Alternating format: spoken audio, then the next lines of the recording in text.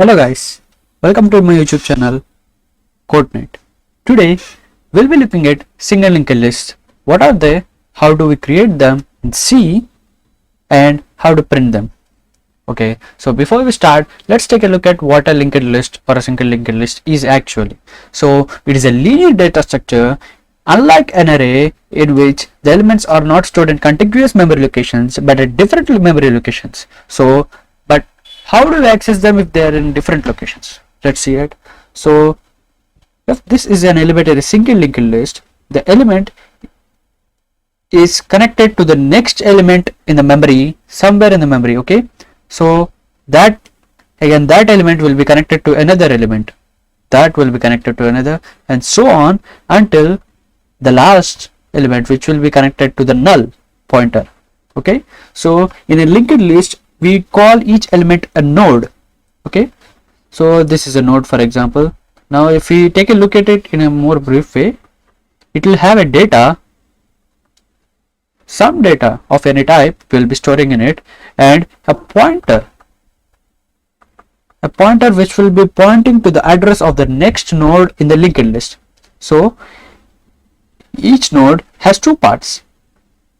The first part will be storing the data of some data type, and the second part will be storing a pointer which can store an address of the next node in the single linked list. So how do we achieve this in C language? We achieve this through self-referential structures in C language. So what are those? I assume you have a knowledge about what are structures. Now I'll be explaining what a self-referential structure would look like.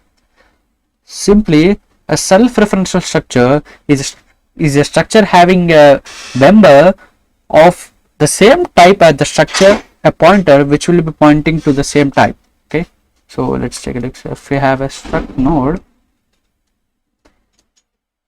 and data, let's take the data as data itself, and the second part will be of the struct node type, which will be a pointer pointing to another structure variable of the same type, to be clear. Okay, so let's look at it at the code editor and how do we do it.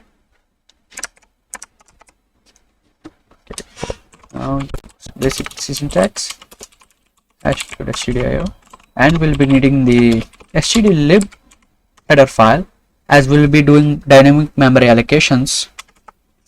So let's see, we'll be creating the structure first and we'll be naming it SLL, meaning single linked list int data, and struct SLL. Okay, autocomplete star next, as it's a pointer needs to have a star next to it. It's a little star. Now we have defined a self-referential structure. Now if we have a create a structure, we need to create a node. Okay, to create a node, what we'll be doing, we'll be creating a function to create an SLL star will be the return type. We will be returning the address of the node. Okay, needs to have a value, and we will be taking the value as a parameter. SLL star node will be naming it node, typecasting it to be a pointer of type SLL, malloc of size will be allocating memory of size similar to that structure. Okay, now we've created a node. Now let's assign the data to be the value we have taken the parameter as, and we'll be pointing the next of this node to be null. For time being, we'll get to it on how do we connect to each other nodes. Okay, now let's see. Now let's create another function where we'll be creating a list. Create list, and we'll be taking a counter on how many elements to be in the list. Now let's take another variable v, and we'll be needing 3 pointers to create a list. Okay, now one would be head, and another would be tail, and another one would be new node. Okay, I will explain this what we do with these three. So first, let's just printf enter the elements of the list. Okay, now let's use a for loop to traverse through the n times to take n inputs. Okay, now we'll be using scanf mod d comma and we. Okay, using the new node, we'll be creating a new node. Okay, we'll be storing the address of the node we'll be creating here. Through the value that we have taken here, we'll be sending this as a parameter to this function, which will create a node and will send the us. So now let's back here. So now as we have created a node, what we will be doing is we'll be pointing the head and the tail to the same one, as this is the only node present in the list now for now. Okay, now in the second iteration, when we create another node, we want to connect this to this. Okay, so let's keep the head as it is.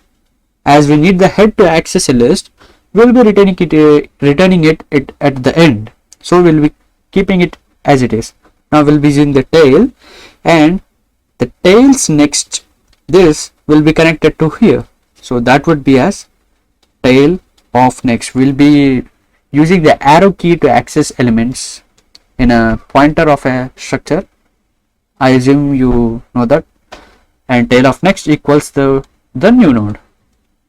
Okay, the new node we have created. We will be connecting this to here. Okay, now that's good. So this is the tail now, right? It's the end, so we will be calling it the tail. So what do we need to do?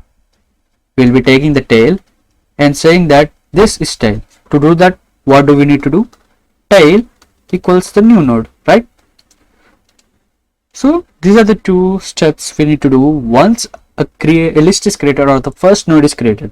So when the first node is created, what do we need to do? We need to do head equals new node and the tail equals new node, right?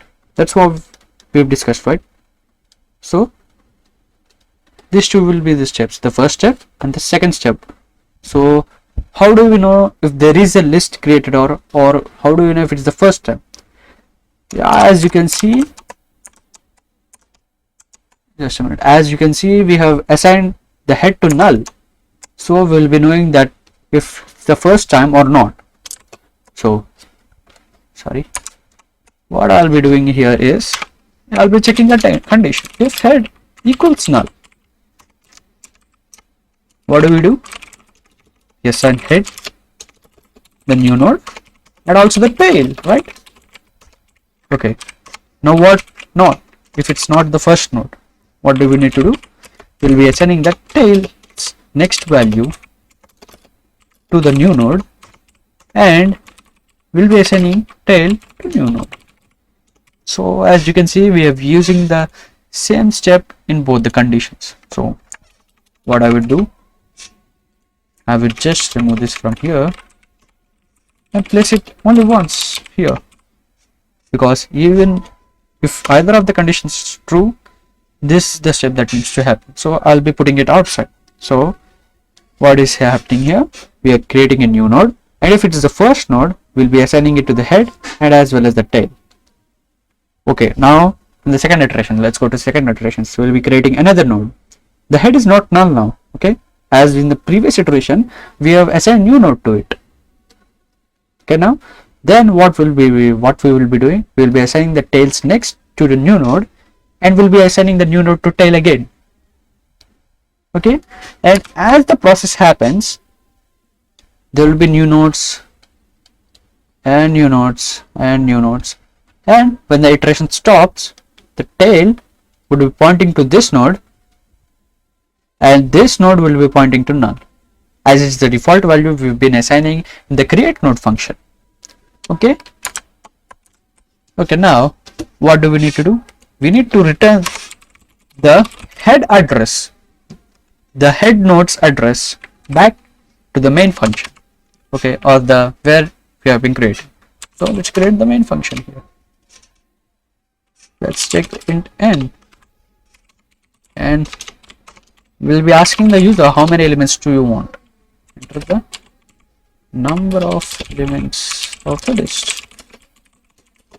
Okay, and we will be scanning f modulus g comma and n. Okay, now we'll be needing a head pointer. Okay, we'll be naming it the head. As it said, we'll be using it again and again. Create list of how many elements, and as we've taken it. So it's good. Now as we have created a list, now how do we see it? How do we actually know it has worked? To do that, we'll be creating another function void print list of taking the parameters as a head pointer of the list head node. Okay, now as we have got the, okay, let's just manage it. Okay, we have got the linked list and we have got the head here, right? This is the head. Now what we will be doing is, to print a list, we'll be taking the head and we will be moving this head by head equals head of next. Now what this does is, this will take the head to this, and next time this, and again to this, and again to this. So how many times do we need to do this? Until head becomes null. Okay, now after it reaches here, if do this again, head equals head of next. Now the next value here is null, so head will be null. This would be the stopping condition. So it would be preferable to use a while loop, while head, or this simply means head not equals null. Okay,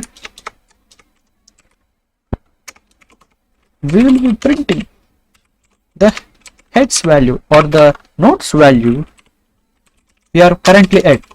Okay, it's data, right? Sorry, if I'm not wrong, it's data.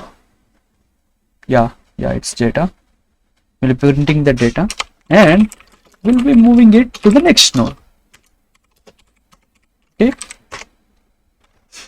now let's put up a simple AND statement to it. Okay, we'll be putting an AND to it, and let's print the list